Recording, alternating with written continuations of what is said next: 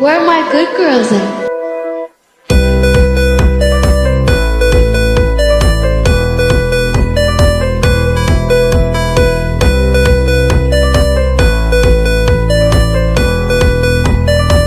Are you a good girl?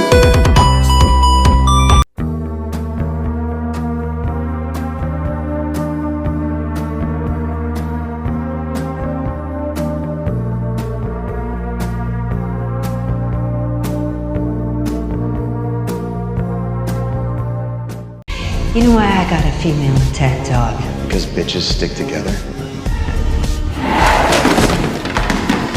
Because females are more loyal and aggressive when it comes to protecting their families.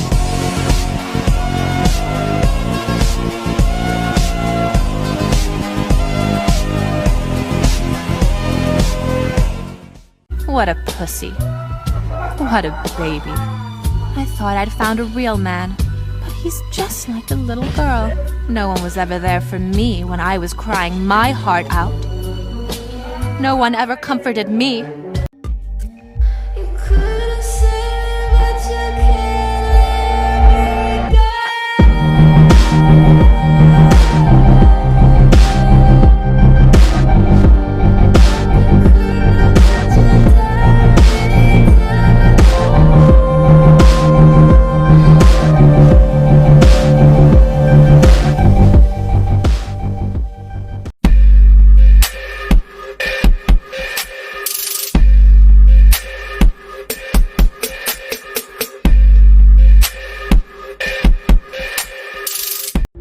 I see a strong, confident, beautiful young lady. Oh, look, you're here too.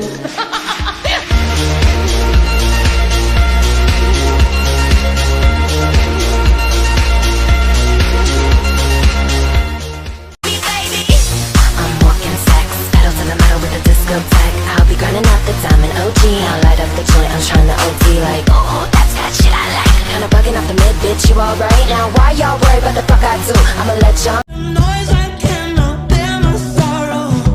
I hate who I was before. So what you talking and hear me out? I know that we were made to break, so what? Real ass bitch, give a fuck about a nigga. Big Birkin bag, hold 5-6 figures. Stripes on my ass, so he call his pussy tigger. Fucking on a scamming ass, rich ass nigga. Same group of bitches, ain't no ass to the picture. Drop a couple ranks, watch his ass get bigger. Drinking, I'm licking, I'm looking at your nigga. If it's money, why eat? Can eat it like a snicker. I ain't got time for you fake ass hoes. Talking all loud in them fake ass clothes. Fake ass shoes, match that fake ass.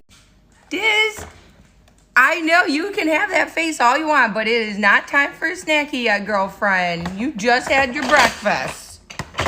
Don't act like you don't know what I'm saying. Oh.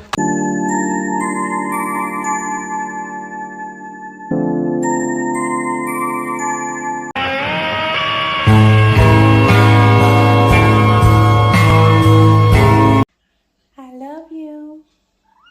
I love you.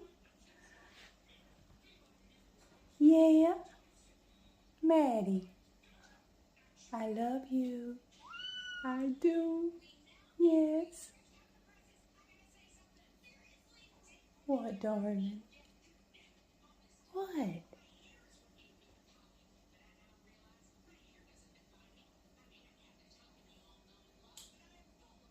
Fruit doesn't have too much sugar. Avocado toast is literally the same thing as a sandwich, but one is wellness and one is demonized. It's okay to eat dessert every day. You don't have to go dairy or gluten-free unless you're intolerant or allergic. If you like white bread, eat white bread. Don't force yourself to eat wheat bread. Your liver does a fantastic job at detoxing your body. You don't need to do a cleanse. If someone is promising you that you'll lose 10 pounds in 10 days, run. That is so dangerous and so scary. Organic doesn't automatically translate to healthier. BMI is a silly way to measure health and self-worth. It's okay if you have to put stuff on your vegetables to enjoy them. You don't have to wait until it's the right time to eat if you're hungry. A protein bar or a cup of coffee is not a meal. And health doesn't have a look, a size, or a shape.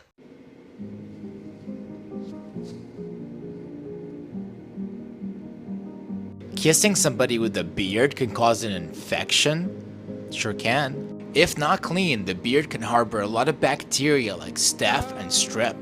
And when kissing, the beard can cause breaks in the skin, allowing bacteria to enter and cause an infection called impetigo. Ew, I hate liking guys. Like, I hate actually full-on having a crush on a guy. It's so fucking gross and disgusting.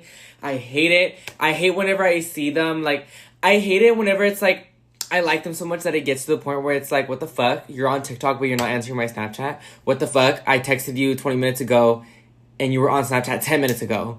Ew! That is so annoying and ugly. It's like, Dallas, what the fuck? Like, why do you give a fuck about a guy anyways? Like, just do your own shit. Like, you're doing good out here. Like, you don't have time for guys. Ew, why do I have that feeling? I don't want to like a guy. I don't want to like a guy. I don't want to. I don't want to be in a fucking relationship. I don't want to like a guy. I do want a dick right now, but I don't. You know? I'm too in my prime right now. I can't be thinking about guys right now. I need to be thinking about making money and doing my own videos and shit. Ew, that is so gross. I hate liking guys. Like, I hate having a crush.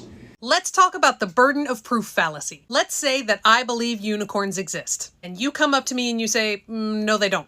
And then I say, yes, they do. And you say, no, they don't. And I say, yes, they do. And it becomes a duck season, rabbit season situation. Which of us is responsible for proving their point? In order for me to prove that a unicorn exists, I need to produce a unicorn. And I can say, behold, unicorns exist. What would you have to do to prove that they don't? You could tell me, well, in the whole of human history, no one's ever seen a unicorn, but I might respond with, but that doesn't mean they don't exist. Prove to me that they don't. You could say, okay, and then travel everywhere on the planet and take photos everywhere to bring those photos back and say, look, no unicorns. And I might say, well, that still doesn't prove anything. They could be hiding. So you do your world tour again. You look under rocks, you look behind trees, you look up in the trees, you look underground. You come back and say, I still didn't see any unicorns. And I could say, well, I still don't believe you. This is called the burden of proof fallacy. If I believe that something exists, it is my responsibility to prove that it does. If somebody else doesn't believe it exists, it is not their responsibility to prove that it doesn't, because they can't prove that.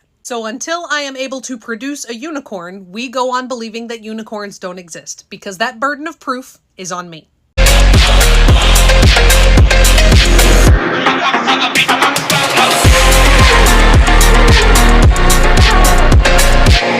Ever notice how women are allowed to blame their behavior on their hormones, but men don't get that luxury? I'm sorry, but did you just say that we blame everything on our hormones? And are you talking about the hormones that cause us to bleed for 7 days out of every 28 and cause cramps that can rival the pain from a heart attack? Yeah.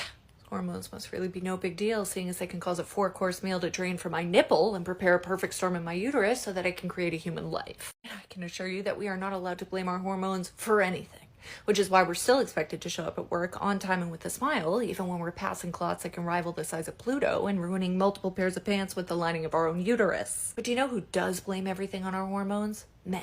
You all just love to tell everyone that we're on our period if we dare show any semblance of anger, and you actually ask us if we're PMSing if we happen to shed a tear. So that means you're the ones who have found a way to invalidate the very legitimate feelings of women by crying over hormones, but you're saying that we're the ones with the excuses? And listen, I've heard men try to blame a sexual assault on the size of a woman's skirt, so I'm not sure why you're trying to compare that to women having a very legitimate hankering for chocolate. And on that note, I'm pretty sure you've also used our hormones as an excuse to keep women out of the military and out of positions of power, all the while blaming your testosterone for why you punch holes in the wall because of your anger and have trouble staying faithful because of your urges. So I don't know why you're acting like employers just hand out candy during that time of the month and our desks are coming equipped with heating pads and some Midol. Listen, if anyone was catering to women's hormones, then period wouldn't be a word we have to whisper, tampons wouldn't be something we have to exchange in secret, and pads wouldn't be something we still have to pay for in public restrooms. Because we're not exactly living in a hormone-tolerant world if y'all get the toilet paper to wipe your asses for free, but we still can't get a piece of cotton to stop the bleeding without some form of payment or an Amex. The people who are like, this generation can't accept different opinions without getting offended, they're all such snowflakes,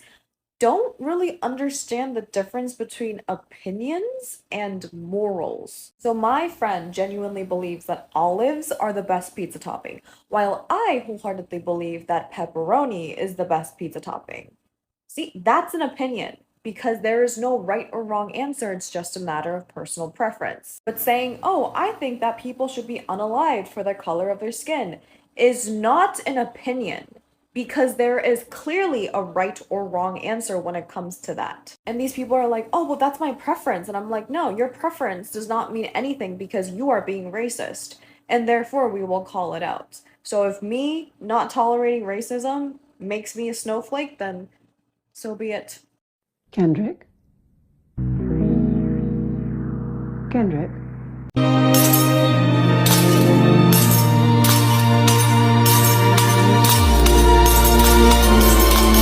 And you did nothing but show me your love and friendship. You made me smile and laugh like I haven't done in years.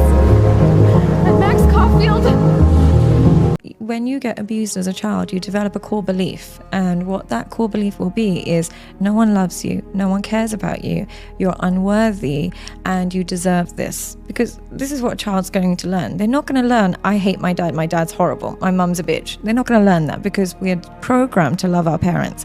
Whether we like it or not, it's in us, because if we don't love them, we have no one to save us, we die. So we're programmed to love them.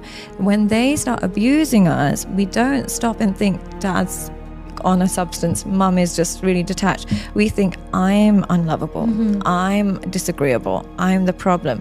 So we develop this deep down inside of us, and then we go through life looking for people to validate that belief. Wow. So we look for somebody who reminds us that we're unlovable, we deserve pain. When we meet somebody who doesn't remind us of that, that's weird, that's uncomfortable. You almost punish them for trying to love you. And the person who's been traumatized wants nothing more than love. But because it's so unfamiliar to them, when they get it, they're suspicious of it, and they reject it, and they test it, and they punish the person who's trying to love them, unless they meet somebody who's bad for them. When they meet somebody who's bad for them and is also abusive and is also neglectful, this feels familiar. I know how to navigate this person. I'm going to love you with all my heart. But somebody who's consistent, caring, and loving, what's wrong with you? Why are you loving me? This can't be real. Let me test you. Let me swear at you. Let me shout at you. Let me pretend to break up with you. Let me test you. But you, the abusive, neglectful, narcissistic kind of partner, you're exactly what the doctor ordered. I know exactly what to do with you, so I'm going to love you endlessly.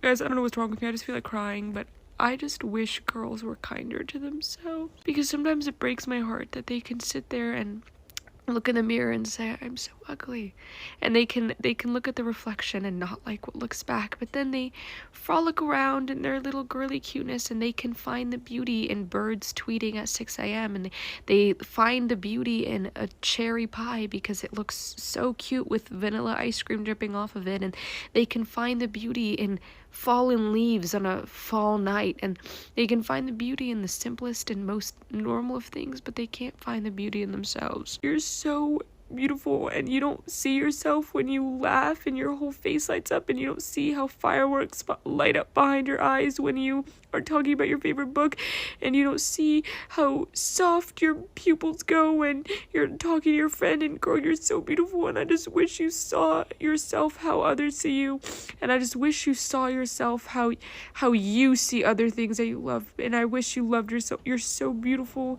and I just want you to know that, and please stop saying that you're ugly, because you're not. It makes me so emotional, like how many girls just wake up and they're like, I just don't want to look at myself. You're so perfect. Please be kind to yourself. You deserve it.